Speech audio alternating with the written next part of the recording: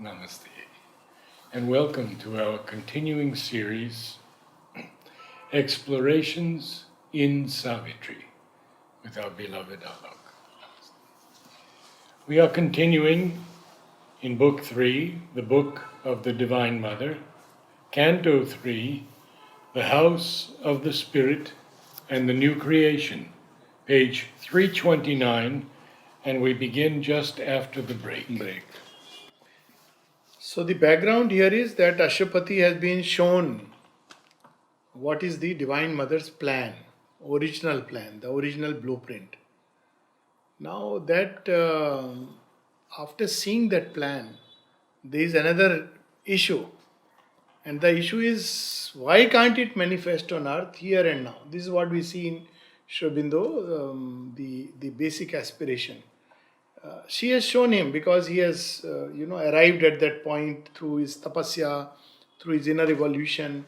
But he is not doing all this for himself, but as a representative of the race. So the plan has been shown, but how to actually manifest that on earth? There is no link. That is the link which is missing. So this is what we find here. Against this glory of spiritual states, states of oneness, of bliss, of light, of consciousness, of power, of love, he has seen it. But against this glory he sees, against this glory of spiritual states, their parallels and yet their opposites. Right, it is running, through and through. Several places in the agenda, Mother says, the world of truth is like a lining just behind this world of falsehood. So closely they are running. But the whole thing is to make bridge. So if you read after 56, almost in one way we can summarize that she was building bridges at different levels. She speaks of that now the bridge is being built, now here the bridge has been built, finally cellular bridges, all these, without these bridges there will be no connect.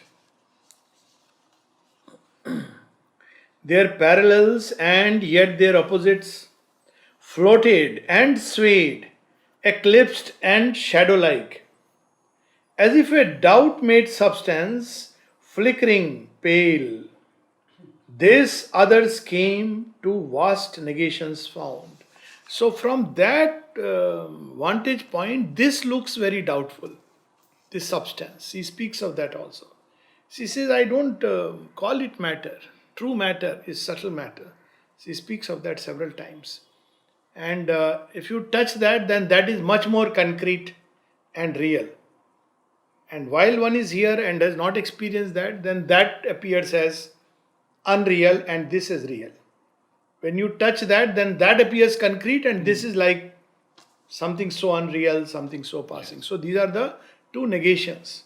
And of course, Sri Aurobindo deals at length in the Life Divine, the two negations, the refusal of the ascetic and the materialist denial.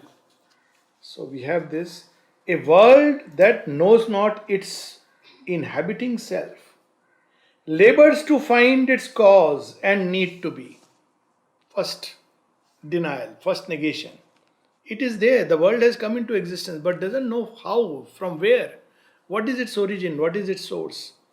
So a typical materialist ends up denying that there is any source at all. It has somehow come into being. And Sri Aurobindo capitalizes the word self. Yes. Very important here. A world that knows not its inhabiting self. A spirit, the second negation is, a spirit ignorant of the world it made, obscured by matter, travestied by life. So that is the other part, that from that, in that, oh, there is a world like that. That's why I keep saying that the avatar is just wonderful. Because the divine in his formless, supreme essence, this world is far away from that. But of course, he becomes this, as an avatar he comes to create a link.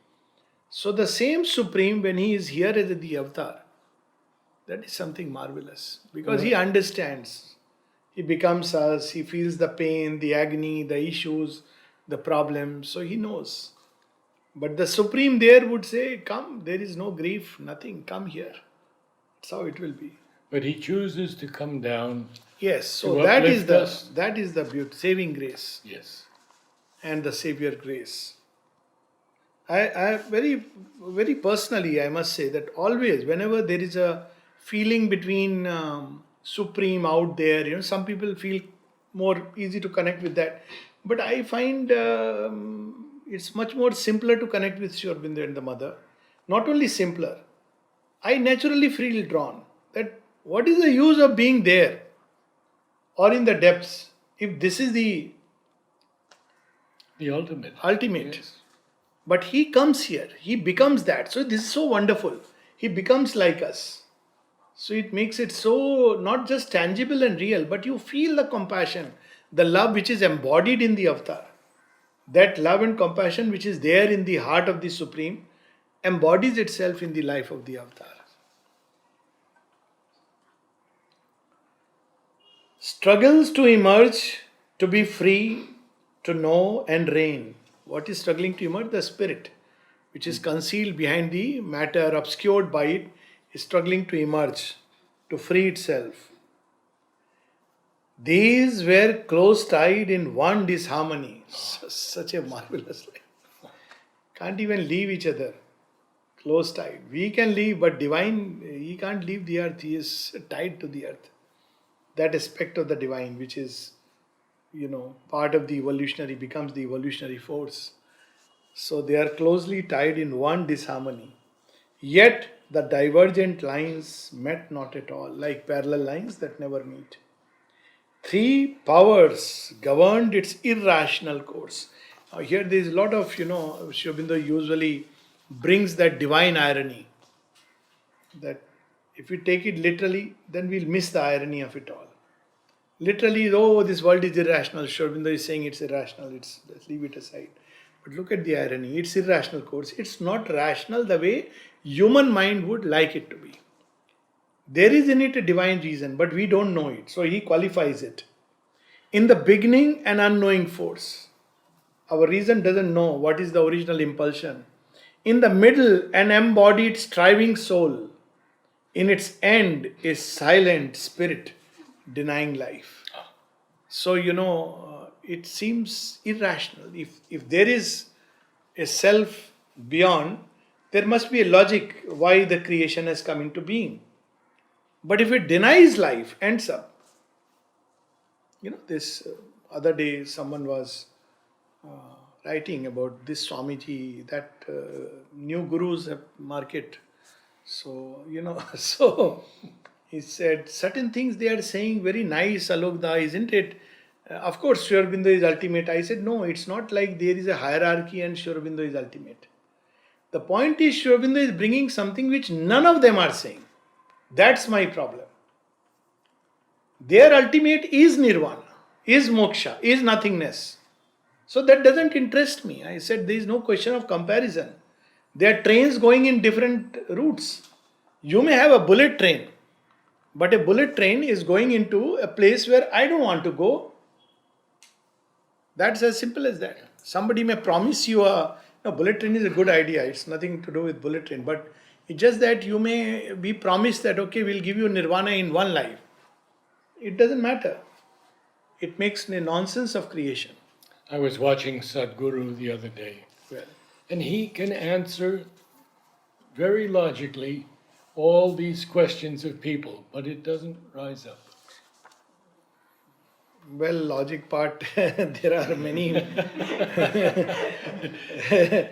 And he does it very well. And he But there are convinces many people. facts which are mixed also. But that apart, Well, it that's is true. his path. That's true. He has his The place. point is that that's not where I want to go. As simple as that. So when we were children, we were told a phrase in Hindi, जिस गांव जाना नहीं उसका पता क्यों पूछना? Why are you interested in asking the address of a village where you don't want to go? I said, I don't want to go there. It's not my place. I don't care if there is no truth of this creation, then the creator is not really worth pursuing. Because when you look around, it's not about your life. You may be very happy. Very happy. God may have given you everything. But there are countless creatures which are filled with anguish, suffering. There is real evil wickedness, and you can't just say, okay, I find my mukti. It's so selfish. And the only person who gives the full answer and the radical remedy and the ultimate destiny is Sri Aurobindo, and none and none and none. At least all the spiritual literature that I have read, even those who speak about intuition and people try to compare, but this answer no one has given. So see how Sri Aurobindo is actually experiencing. It looks like, oh, this is what you feel, we feel. And Sri Aurobindo says, yes, this is how it is strange, irrational. A dull and infelicitous interlude unrolls its dubious truth to a questioning mind, compelled by the ignorant power to play its part and to record her inconclusive tale. Look at it. Dubious truth. Yes, of course, it is true, but strange truth, out of which has emerged this. Out of Sat has emerged what we experience as Asat. Out of Chit Tapas has emerged what we experience as weakness and limitation and ignorance and error. Out of Ananda, this play of pleasure and pain. So, But he is also showing us what we feel yeah, in these lines. Yeah. These are our experiences. he connects, and this is so true. But he will take us to the ultimate plan, which is hidden. The mystery of our inconscient plan and the riddle of a being born from night by a marriage of necessity with chance. So this is how we experience life. The marriage of was asking Chet is the other time, like suddenly somebody with a good aspiration, very nice being, meets with an accident. These are real events of life. You can't disconnect yoga from real life. A good person actually suffers. You can't say, oh, he was a bad guy in his previous life and be done away with it. It's not so simple as that. But there is something which we are missing. Some wisdom, which reconciling wisdom. I'll continue. Yeah, please. This darkness hides our noble destiny, a chrysalis of a great and glorious truth. It stifles the winged marvel in its sheath, lest from the prison of matter it escape, and, wasting its beauty on the formless vast, merged into the unknowable's mystery, leave unfulfilled the world's miraculous fate. As yet, thought only some high spirit's dream, or a vexed illusion in man's toiling mind, a new creation from the old shall rise, a knowledge inarticulate find speech, beauty suppressed burst into paradise bloom, pleasure and pain dive into absolute bliss. So here we find the reconciling truth. So he's saying this darkness is like a cover, chrysalis, like the outer covering of a pupa, caterpillar. And we know this story that, it stifles the butterfly inside. But why does it stifle? So that it may become even more beautiful, even, the wings may develop. And then when it emerges, it flies. Otherwise, if you cut it prematurely, there is no butterfly. And it has to struggle to break out. It has to struggle. So this struggle, this pain, there is a purpose behind it. And that purpose is to make us strong and ready for the great, wonderful future destiny that awaits us. So often I use this comparison that what we lead today, our life, earthly life, all our experiences of this human being, that person, this difficulty, this challenge, is the shadow game. The real game starts when we become conscious of the part and conscious of the force that is executing itself through us. This is a shadow game, practice match, not the real game. So we have to play this. However difficult it may be, this is a preparation for the real game. So that's what he is. And also why the difficulty is so strong. If it was easy, then the spirit would prematurely break the bond and squandering its beauty on the formless vast. Very easy, it will go away. If supposing we said, oh Lord, come, I want to merge into you. And he said, okay, fine. Done. What Everybody, what need for earth? everybody in a moment of anguish will say that, and everything will merge back. But he has, it's very interesting. Shobinda has a series of aphorisms. They shake the mind. One of them is that if God has kept you in hell, then you must accept with surrender, that state and aspire to go beyond. Then he says, if with one hand he keeps you in hell and with the other he lifts you to heaven, then you must struggle to go towards that. It's very interesting. So, why he keeps down with one hand? Precisely so that prematurely, if we escape, this is what all spiritual maturity teaches us, that when you look back, you see, oh, that struggle was so needed. Otherwise, you can even laugh at it. But during that time, you feel, oh my God, this nature, such a nature. I think all of us have had Everybody. experience. We Without all that, have. you can't go. Then you realize, oh, it was necessary, it was part of the plan. But during that phase, it's like miserable. So, that's what he is revealing to us, the purpose and meaning. This darkness hides our nobler destiny, a chrysalis of a great and glorious truth. It stifles the winged marvel in its sheath. Sometimes so wonderful to appreciate just the words that should, for us it's a butterfly, for Sri Aurobindo it's a winged marvel. That is the difference between a divine vision. Like we may say bad human being, divine will say fallen angel. Sounds good, no? After all, an angel. In another line, he has pranked butterflies, Yeah. the conscious flowers of air. Yeah. Flowers, aspiration in the vegetable kingdom.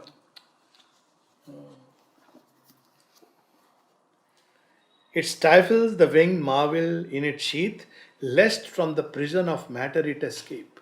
So the prison has been made so strong that when you are rooted firmly, then you emerge and then you are ready to play the mediating link.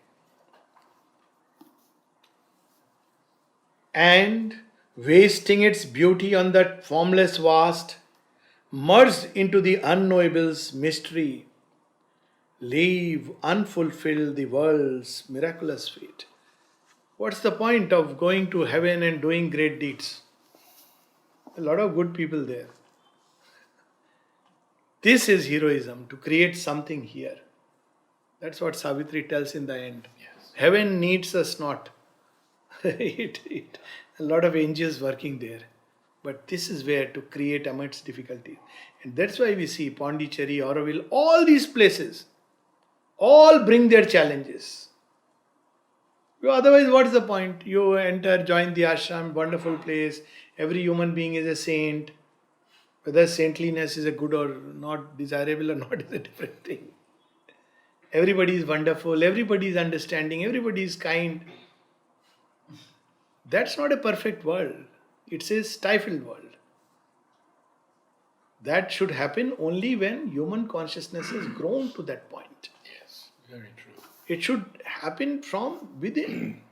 It is not like with an external rule. Often people, feel that by some external mechanism, oh, this is so simple, why these people make complicated? Because the solution, at least in here, in Pondicherry, and I'm sure in all places connected with Sri Aurobindo, the solution has to be found from within outwards. At least so many years working in centers and being in the ashram, I have realized you cannot have any external solution. It won't work. It will work very temporarily and it will vanish. It has to come from within. And that's the challenging task, very challenging, extremely challenging. But then after a while you begin to enjoy because you love challenges. But there is nothing like a ready-made, sometimes one wonders, oh, it is such a simple thing. All that, why can't they make a little rule like that? Isn't it? They made all the absurd rules. Why can't you make a simple rule like this? Well, because here the freedom has to come from within.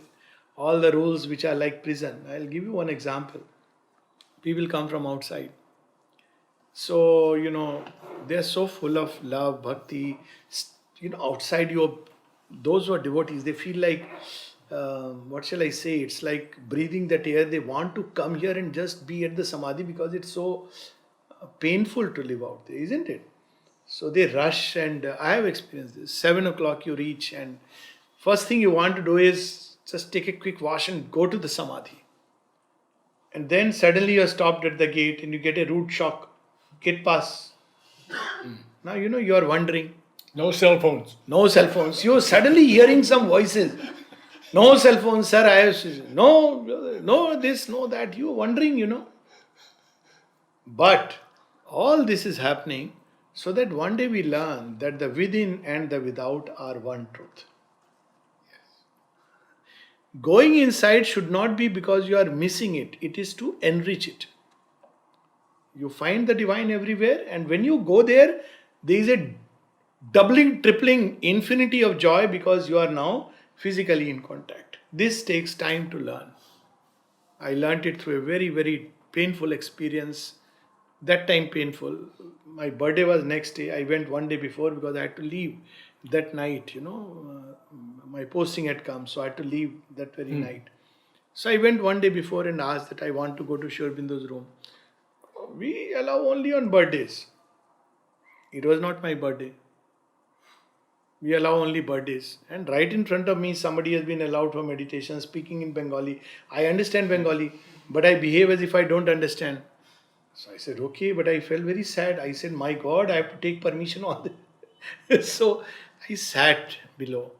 And for some time I was feeling bad because I am going all the way to Jorhat, far off, when I will come. But then I had one of the most beautiful experiences of my life. And its sum and substance was that you don't have to come there. I am there. Yeah. And it may sound a little presumptuous, but the Lord literally saying, I will come to you. And this you is not me. It applies to everybody. If you are seeking. After that, this mindset broke.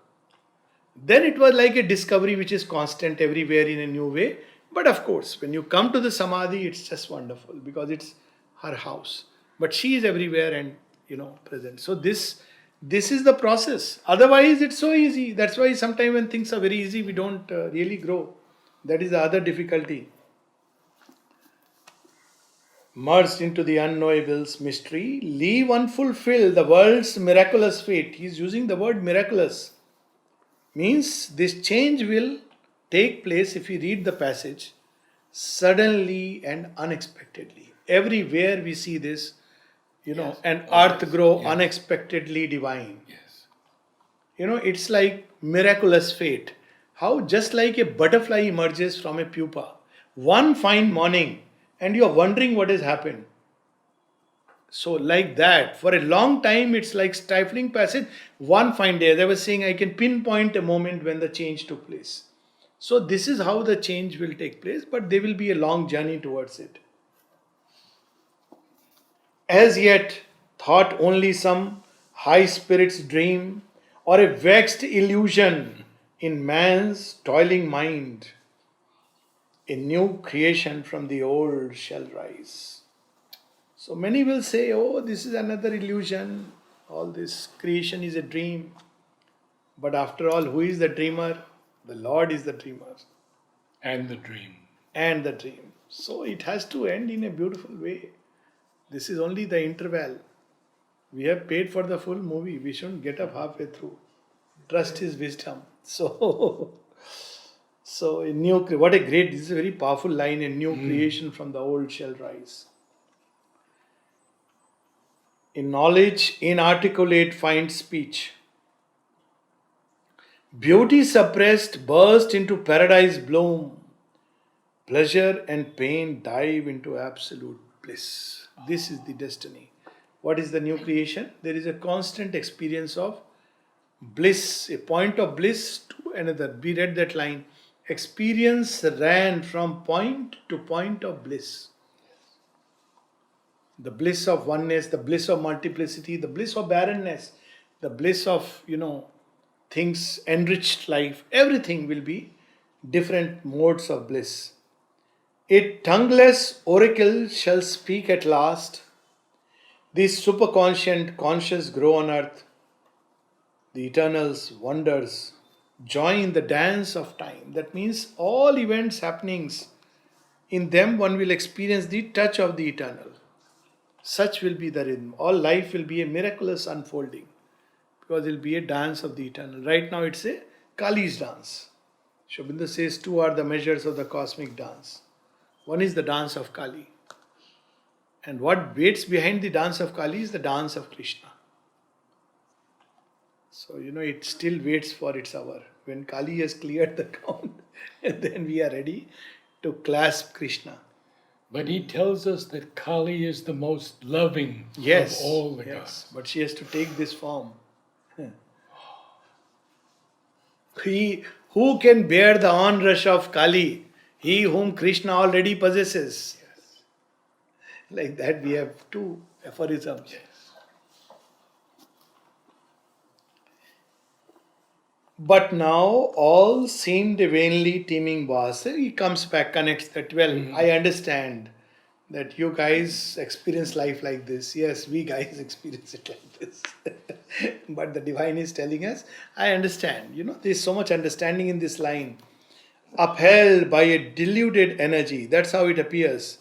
To a spectator, self absorbed and mute, careless of the unmeaning show he watched, regarding the bizarre procession pass, like one who waits for an expected end.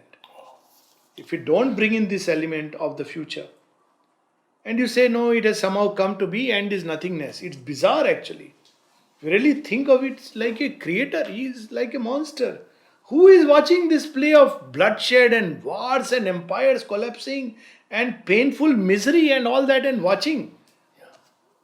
And saying that I am bliss. Obviously you are in bliss. Pain is here. Oh, it's unreal. So he's saying, yes, till we know this greater plan, it appears like this. That's the work of a deluded energy.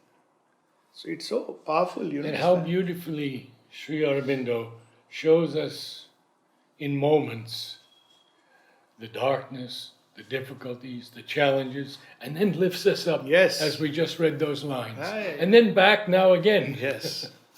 But now consciously, because now we know, okay, this is what is in making. Yes. You see, it's like the stone which is being shaped by the tremendous touch. And then for a moment you identify with the, sculpturist. Then you say, oh, okay, you are making a Dev Murti out of me. Okay, done. Fine, I'll go back to the stone. You know it, what is being done. So that is the difference between being unconscious and being conscious. Like one who waits for an expected end, he saw a world that is from a world to be. Marvelous line that link us in two ways. This is the world at present, that is. But that world is not separate. That is what this world is going to be. There he divined, rather than saw or felt, far off upon the rim of consciousness, transient and frail, this little whirling globe. This is the inner space travel. Far off, you see, where is this earth? Oh, their creatures are struggling because he has gone far beyond. But he uses the word divine. Yes. Rather than saw or felt. Because it's like a dot, a speck. Yes. You don't see you can't, there is no contact, but deep within, you carry that, there. And on it left like a host, and on it left like a lost dream's vain mold, a fragile copy of the spirit's shell, his body gathered into mystic sleep. So he connects, there's my body. When somebody told him that, I believe the soul is in the pineal gland, and that's why when you shoot a man in the head, you die. Strange theories. Nirodha asked him. So he said, a person can die shooting anywhere, but as far as soul being here is concerned, I have left it long back from this region. And I continue to live. He was, the body is like a shell you experience. And Mother describes it that how it can even be made to move and walk and talk. For 2 weeks, he remained absorbed in that trance, far away. And she would separate 12 bodies. What about the body? She says it continued to move, speak, and even do some simple things on its own. That was her experience. So, a foreign shape it seemed, a mythic shade. The body itself appeared like a shade, a shadow. Alien now seemed the dim, far universe, self and eternity alone were true. So, from that state, it looked like, like anyone would, that this is all illusion, alien. What has it got to do with me? And Sri Aurobindo could have easily, stayed in that blissful state. Then memory climbed to him from the striving plains, bringing a cry from once loved, cherished things. So this is the whole beauty, Sri Aurobindo describes at great length in the Life Divine about what is memory. Memory is an amazing thing, it's like a connecting link. Just imagine if you forget everything. There is no link anymore between the past, the present, and the future. But it's not Trikalatita Avastha. It's a state of total disorganization. Memory weaves the continuity of the ego self, which actually moves from point to point. And there is a deeper memory which connects the true self. So there are two types of memory by and large. Of course, the ego self is a mental memory, the memory in the hands. That's why people say doing is remembering. Memory of feelings. You think it has gone, but sometimes that state is triggered from the heart. Memory in the vital. So there are several kinds. So this memory, he has not cut that cord of memory. So through it, it climbs.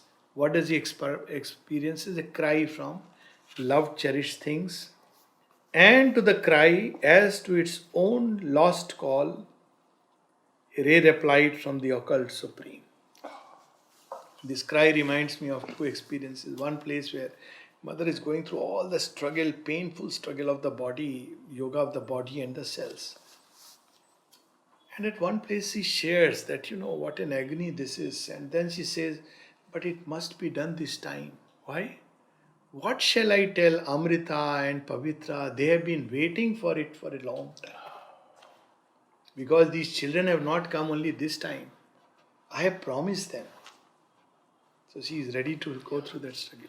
Another, this memory and this cry climbing. So when Sri Aurobindo physically withdrew, so the mother remained in her room for 12 days. She didn't come down.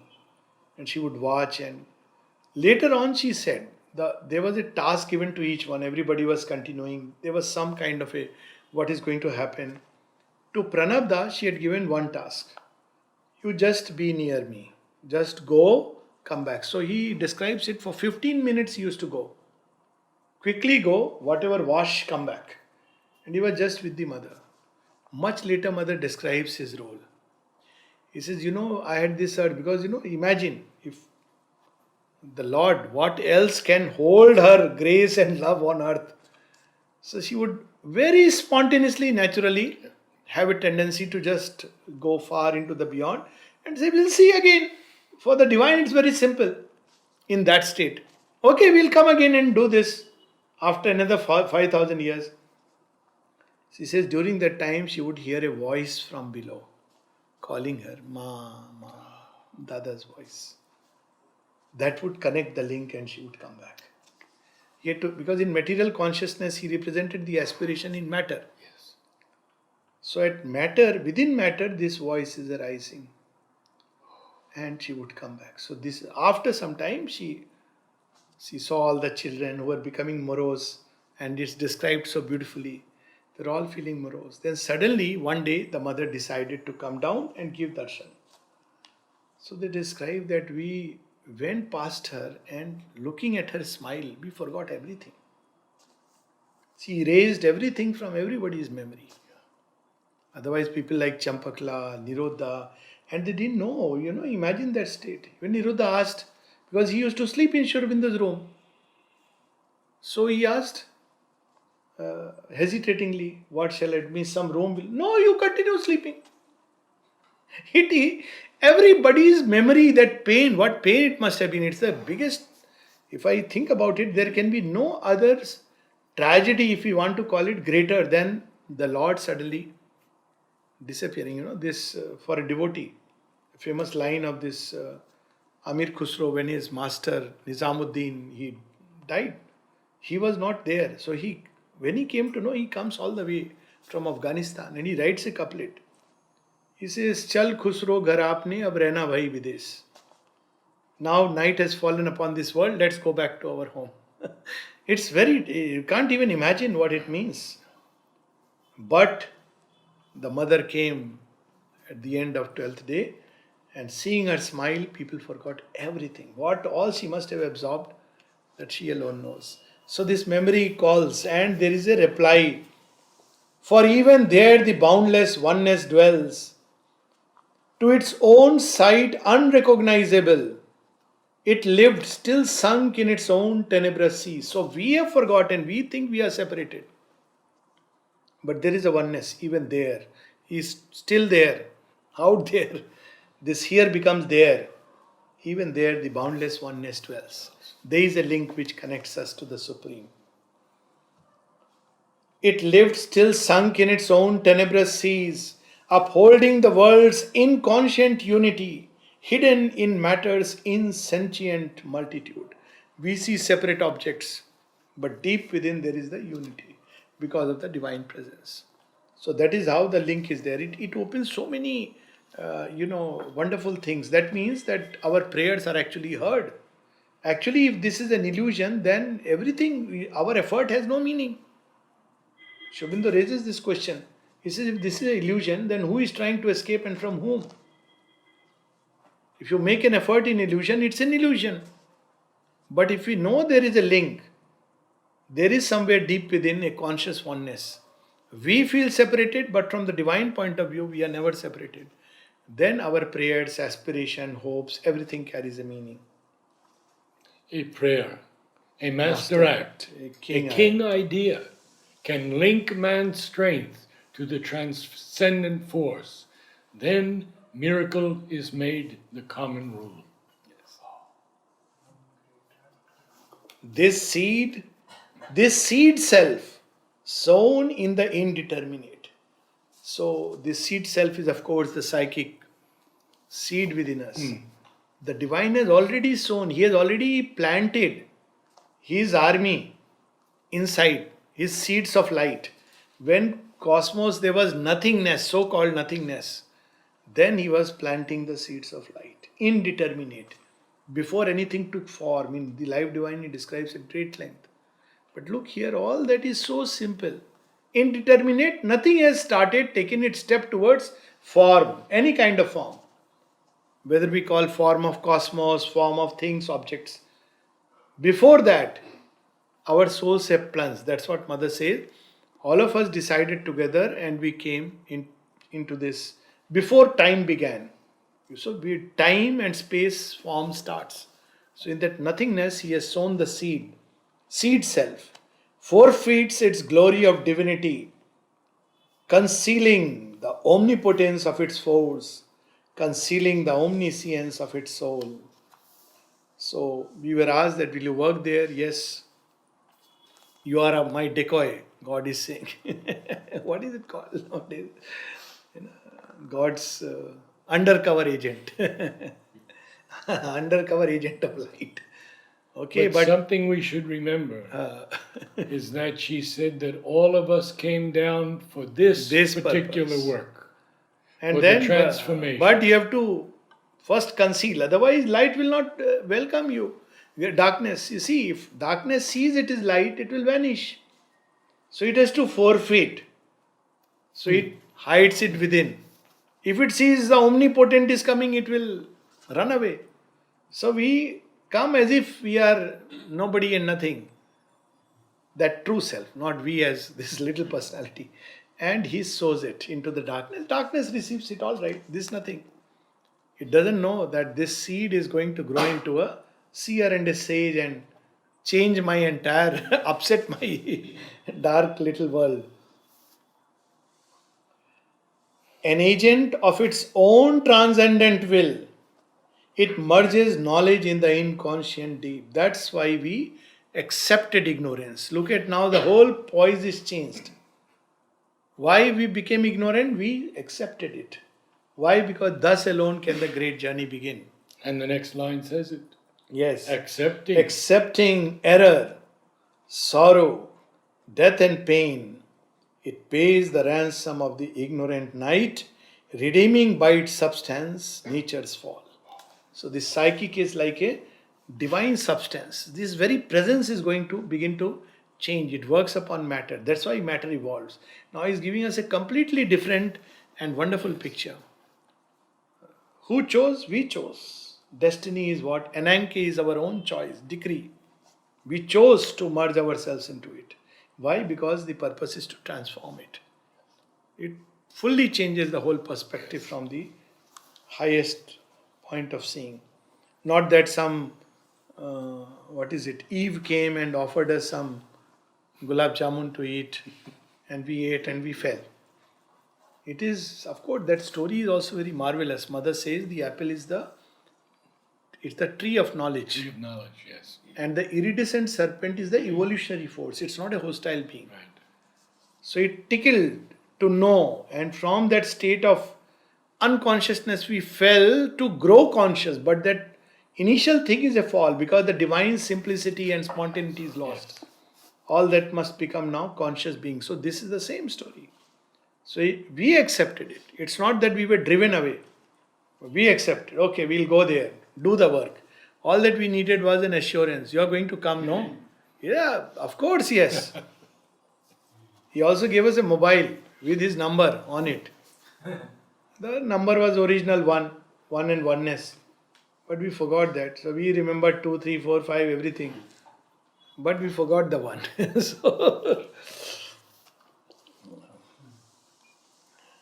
himself he knew, and why his soul had gone into earth's passionate obscurity to share the labor of an errant power which by division hopes to find the one. This errant power is the ignorant nature which hopes to find the one through division. Why? Because this one is infinite. So because he is infinite, it tries to recapture itself, to rediscover it through these various means. But he knows himself. He knows. It is then you discover.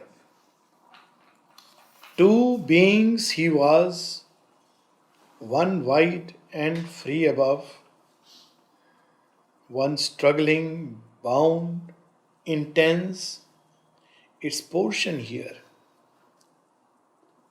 A tie between them still could bridge the worlds. I think we can stop here. Yeah. These two lines. Two beings he was, one wide and free above, one struggling, bound, intense, its portion here. This is the Dvasuparna of the Upanishad. But he is bringing the missing link. What is really joining the two birds? That has to be created.